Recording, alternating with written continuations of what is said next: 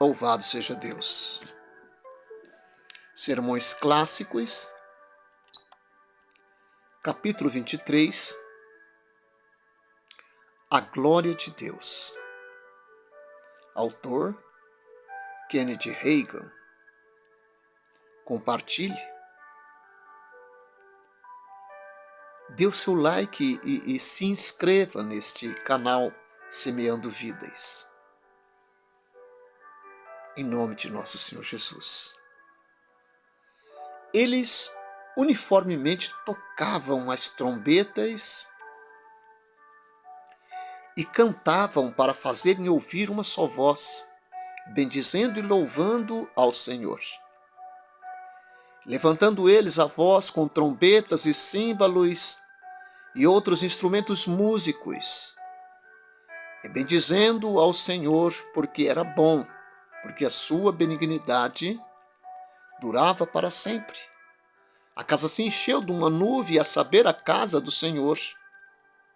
E não podiam os sacerdotes ter-se em pé para ministrar por causa da nuvem, porque a glória do Senhor encheu a casa de Deus. 2 Crônicas, capítulo 5, versos 13 e 14. Você já esteve entre um grupo de crentes onde a presença do Espírito Santo era tão forte que as pessoas não conseguiam ficar em pé? Eu já, muitas vezes.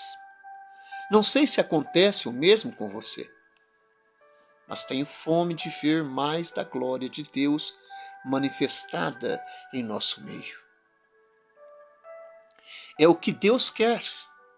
Ele está nos fazendo crescer espiritualmente como corpo para que o anunciemos mais e mais em sua presença manifesta.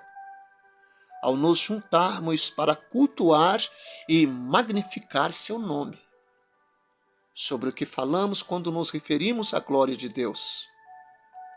Comparemos dois textos para encontrar resposta a esta pergunta. A Bíblia afirma que foi a glória do Pai que ressuscitou a Jesus entre os mortos. Cristo foi ressuscitado dentre os mortos pela glória do Pai. Romanos capítulo 6, versos 4. Mas a Bíblia também diz que o Espírito Santo ressuscitou a Jesus. O Espírito daquele que ressuscitou a Jesus dentre os mortos, que está em Romanos capítulo 8, versos 11. Portanto, a glória do Senhor é a manifestação do Espírito Santo. Por todo o Antigo e o Novo Testamento, a Bíblia dá vários exemplos de Deus revelando sua glória aos homens pelo poder do Espírito Santo. Vejamos alguns relatos bíblicos em que Deus manifestou sua glória a seu povo. Quando olhamos em Êxodo capítulo 40, versos 34 e 35, nós vemos: então a nuvem cobriu a tenda da congregação e a glória do Senhor encheu o tabernáculo. Moisés não podia entrar na tenda da congregação porque a nuvem permanecia sobre ela e a glória do Senhor enchia o tabernáculo. Isaías capítulo 6, versos 1 e 4, a palavra do Senhor nos diz: no ano da morte do rei Uzias, eu vi o Senhor assentado sobre um alto e sublime trono, e as abas de suas vestes enchiam o templo. As bases do limiar se moveram à voz do que clamava, e a casa se encheu de fumaça. Ezequiel capítulo 1, versículo 28, a palavra do Senhor nos diz: como o aspecto do arco que aparece na nuvem em dia de chuva, assim era o resplendor em redor. Esta era a aparência da glória do Senhor. Vendo isto, caí com o rosto em terra e ouvi a voz de quem falava. Assim diz Ezequiel. Ezequiel capítulo 10, versos 4 também diz: Então se levantou a glória do Senhor de sobre o querubim, indo para a entrada da casa. A casa encheu-se da nuvem e o átrio da resplandecência da glória do Senhor. Quando nós olhamos em Lucas capítulo 9, versos 28, 29, 32, 34, nós vemos a palavra do Senhor nos dizer: cerca de 8 dias depois de proferidas estas palavras, tomando consigo a Pedro, João e Tiago, subiu ao monte com o propósito de orar. E aconteceu que, enquanto ele orava, a aparência do seu rosto se transfigurou e suas vestes resplandeceram de brancura. Pedro e seus companheiros achavam-se premidos de sono, mas, conservando-se acordados, viram a sua glória, e os 2 varões que com ele estavam, veio uma nuvem e os envolveu, e encheram-se de medo ao entrarem na nuvem. Quero que perceba que várias palavras são usadas para descrever a manifestação da glória de Deus. Por exemplo, lemos muitas vezes as palavras nuvem e fumaça. E no mesmo contexto, a glória de Deus, Êxodo, capítulo 16, versos 10, capítulo 24, versos 16, capítulo 40, versos 34 e 35, Números, capítulo 16, versos 42, 1 Reis, capítulo 8, versos 11, Isaías, capítulo 4, versos 5. Também as palavras resplendor, brancura, resplandecência são usadas para descrever certas manifestações da glória de Deus. Ezequiel, capítulo 1, versos 28, capítulo 10, versos 4. Lucas, capítulo 9, versos 29. Louvado seja Deus.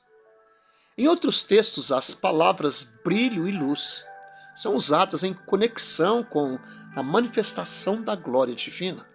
Mateus, capítulo 17, versos 2. Atos, capítulo 22, versos 6 e 11. Durante o meu ministério, tenho experimentado a presença do Espírito Santo manifestada de formas similares às dos textos que acabamos de ler. Por exemplo, muitas vezes vi a glória de Deus se manifestar em forma de nuvem. Algumas vezes olho sobre as pessoas quando estou pregando e vejo a nuvem da glória como se fosse apenas uma névoa suspensa acima de suas cabeças. Outras vezes ela se manifesta de forma tal que não consigo ver nada enquanto estou dentro da nuvem da glória divina. Por exemplo, quando ainda um jovem pregador batista, eu estava pregando na rua certa vez e experimentei uma poderosa manifestação da nuvem da glória. Isso foi durante a depressão econômica, quando não havia muitos empregos e muitas pessoas ficavam pelas ruas sem nada para fazer. Anunciei que iria pregar e logo tinha à minha volta muita gente ansiosa para ouvir o que eu tinha a dizer. Comecei a pregar com firmeza e já passara da metade do sermão quando a nuvem da glória desceu sobre mim. Quando aquela nuvem aparece em uma sala, geralmente enche toda a sala, mas porque eu estava pregando em um ambiente aberto, ela desceu e me envolveu. Não conseguia enxergar ninguém, não conseguia ver nem o microfone que segurava. Podia ouvir o som da minha voz, mas não podia distinguir as palavras que falava. Fui envolvido na esfera do Espírito. Depois de mais ou menos meia hora, A nuvem da glória começou a se levantar e eu pude ver as pessoas a quem estava pregando. No entanto, eu não sabia sobre o que havia pregado nos últimos 30 minutos. Então simplesmente disse: vamos abaixar nossas cabeças e orar. Convidei a todos que quisessem ser salvos para vir à frente, e 12 homens responderam ao apelo. Hoje pôde não parecer muita gente, mas naquela época foi uma multidão. Algumas vezes, em meus cultos, a nuvem da glória aparece quando começo a ministrar as pessoas na fila da cura.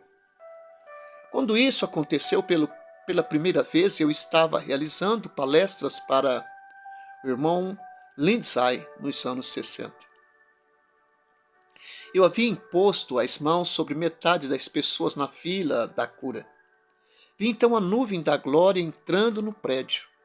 Voltei para o púlpito porque sabia que se magnificasse naquela nuvem, cairia sobre o poder do Espírito Santo juntamente com os outros. A nuvem apareceu flutuando sobre a congregação. Enquanto isso, as pessoas na fila da cura tinham os olhos fechados e estavam louvando a Deus, não estavam me olhando. Esperei até que a nuvem estivesse acima das pessoas na fila da cura, então agitei minha mão. Ao fazer isso, todas elas caíram como dominós sobre o poder do Espírito. Elas estavam experimentando o poder do Espírito Santo exatamente como fizeram os sacerdotes quando a glória de Deus encheu o templo e eles não conseguiam ficar de pé para ministrar. Como está em 2 Crônicas, capítulo 5, versos 13 e 14. Vejamos outra forma pela qual a glória de Deus pôde se manifestar. Em Atos capítulo 9, o relato do encontro de Saulo com Jesus na estrada de Damasco nos mostra que a glória de Deus pôde se manifestar como luz. Quando Saulo viajava para Damasco, em uma missão para perseguir os cristãos, foi surpreendido em sua viagem por uma luz do céu que brilhou ao seu redor. Está em Atos capítulo 9, versos 3. Mais tarde, Paulo conta essa experiência a uma multidão em Jerusalém, dizendo: tendo ficado cego por causa do fulgor daquela luz. Atos capítulo 22, versos 11. Veja, Paulo não ficou cego por uma deficiência física em seus olhos. Ele ficou cego por algum tempo, porque a glória de Deus veio sobre ele. Tive várias experiências em que a glória de Deus se manifestou como uma luz ofuscante. Por exemplo, em 1940, a congregação que eu estava pastoreando no centro-norte do Texas experimentou a manifestação da glória de Deus. Um jovem pastor, que era um judeu convertido, estava já há 3 semanas dirigindo cultos de reavivamento em minha igreja. O jovem judeu estava para fazer o apelo quando, de repente, uma ofuscante luz brilhou no santuário. Por um momento, ninguém conseguia enxergar nada. A luz se foi tão rápida quanto veio e havia pessoas no altar sendo salvas. Muita gente na igreja me disse mais tarde: não sabemos como aquelas pessoas chegaram até o púlpito. Elas passariam por nós no corredor, mas sabemos que não passaram. Como então aquelas pessoas chegaram ao púlpito naquela fração de segundos ao brilhar a luz celestial? Ninguém sabe até hoje, exceto Deus. Fala-se sobre sinais e maravilhas. Aquilo foi um sinal e uma maravilha, não foi? Louvado seja Deus. Deus deseja demonstrar sua glória e poder sobre esta terra hoje.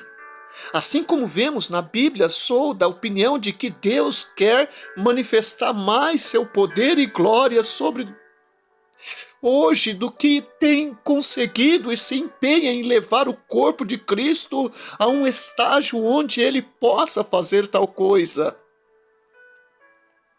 Nessa geração, temos recebido revelação da palavra sobre o batismo do Espírito Santo e o falar em outras línguas.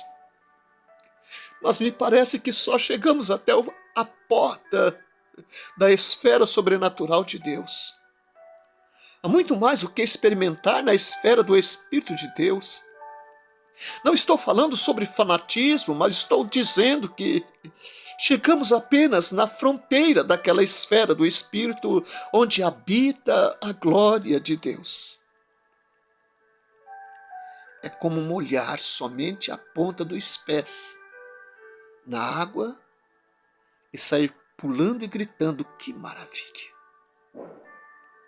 Mas Deus quer que afundemos um pouco mais na água. Em outras palavras, Ele quer que aprendamos a operar sobrenaturalmente na esfera do Espírito. Conforme aprendemos a fazer isso, Deus terá mais liberdade de demonstrar sua glória e poder em uma maior medida sobre a terra. Uma das chaves para experimentar mais manifestações da glória de Deus pode ser encontrada no relato da dedicação do Templo de Salomão. Neste exemplo, enquanto o povo de Deus cultuava em uníssono, a manifestação da glória de Deus foi anunciada. Eles uniformemente tocavam as trombetas e cantavam para fazer-me ouvir uma só voz, bendizendo e louvando ao Senhor. A casa se encheu de uma nuvem, a saber, a casa do Senhor.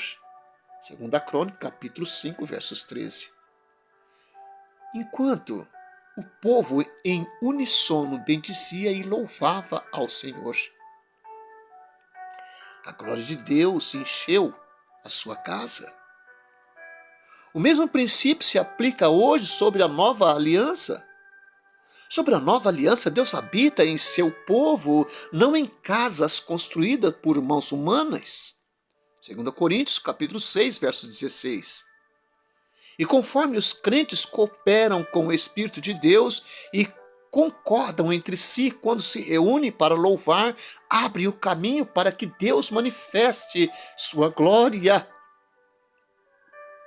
Muitas vezes, enfatizamos que o Espírito Santo habita o crente individual e o ajuda na vida. E isso é bíblico, pois a Bíblia se refere a cada crente como templo do Deus vivo. 1 Coríntios, capítulo 3, verso 16. Todo crente tem uma unção individual. A pessoa do Espírito Santo habitando nele. 1 João, capítulo 2, versos 20 e 27. Mas há também uma unção corporativa, que é muito mais forte que a unção individual. E a unção corporativa se manifestará de forma grandiosa quando os crentes concordarem entre si. Nos dias de Salomão havia um prédio chamado a Casa de Deus. Sobre a nova aliança, nós crentes somos chamados a Casa de Deus. Hebreus, capítulo 3, verso 6. Quando nos reunimos como um corpo de crentes, formamos uma casa espiritual. E se estivermos em unidade, possibilitaremos a manifestação da glória e do poder de Deus. Atos, capítulo 2, versos 1 a 4. De 1937 a 1949, pastoreei várias igrejas, mas consegui com apenas uma delas, a igreja no Texas, chegar ao ponto da unidade no louvor que provoca a manifestação da glória de Deus por causa da unção corporativa. Nunca fui capaz de levar outra igreja que pastoreei àquele ponto de louvor. No entanto, uma vez na última igreja que pastoreei, no Texas, eu consegui levar as pessoas ao ponto de a glória de Deus se manifestar em nosso meio. Nossa igreja e outra igreja estavam promovendo cultos de confraternização e eu era o pregador.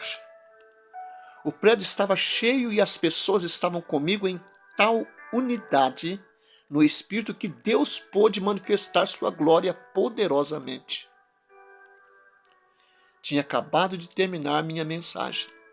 Profetizei em línguas, ungido pelo Espírito Santo, e o outro pastor que estava comigo no púlpito se levantou e deu a interpretação.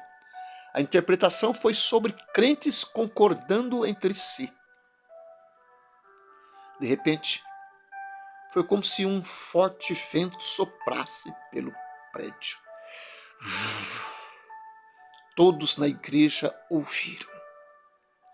Experimentamos a manifestação do Espírito Santo de forma similar a que os crentes experimentaram em Atos capítulo 2, versos 2.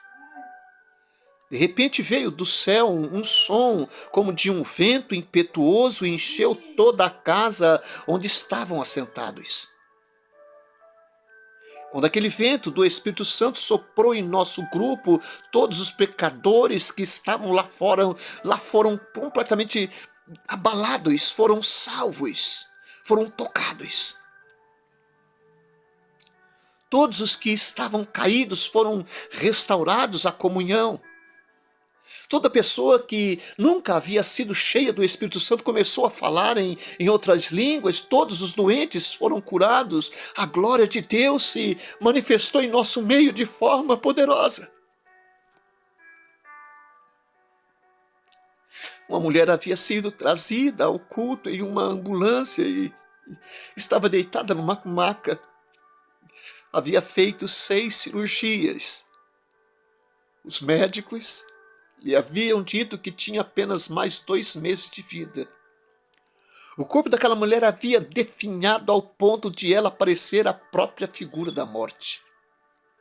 Ninguém orou por aquela mulher. Ninguém tocou nela. Mas quando o Espírito de Deus soprou no prédio como vento, ela pulou da maca e saiu correndo pelos corredores completamente curada. Quando aquele vento soprou no prédio, outra mulher que estava somente visitando a igreja foi salva, cheia do Espírito Santo, curada e libertada do vício do fumo.